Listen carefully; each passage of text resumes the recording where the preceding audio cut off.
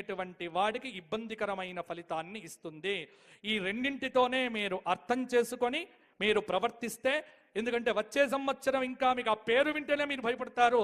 సరే వచ్చే సంవత్సరం ఎలాగో అప్పుడే చెప్పుకుంటాం కాబట్టి ఆ పేర్లేవి కూడా ఇప్పుడు చెప్పుకోకుండా విశ్వావసు మాత్రము వేదిక మీద ఉన్నటువంటి పెద్దలందరికీ ఆయురారోగ్య భోగభాగ్యములను కలిగించుగాక.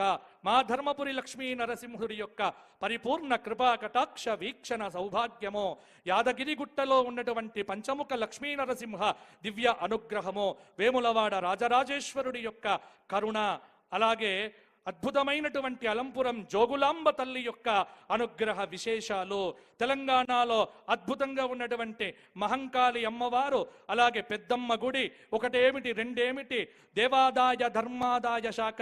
ఇక్కడ కూడా ఒక్క విషయం నేను చెబుతా, ఒకే ఒక్క మాట ఏమిటి సవరించాల్సింది, ఇక్కడ మీరందరూ కూడా కూర్చొని అద్భుతంగా విశేషంగా యాదగిరి గుట్ట అన్నారు కదా, ఇక్కడ కూడా సమాసంలో తప్పు, దేవాదాయ ధర్మదాయ ఉండదు, దేవదాయ ధర్మదాయ శాఖ.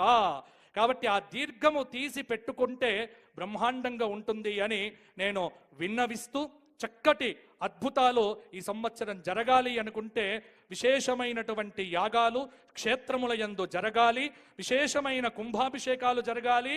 ఈ రాష్ట్రంలో దేవతకు సంబంధించిన ఇబ్బందులు లేకుండా చూడగలిగితే రాష్ట్రమును ఆ తెలంగాణ తల్లి రూపంలో ఉన్న మహాకాళి, మహాలక్ష్మి, మహాసరస్వతి, రాజరాజేశ్వరి, అంబిక, చండిక, దుర్గా పరమేశ్వరి అద్భుతంగా కాపాడుతుంది, విజయ పరంపరలను అందిస్తుంది.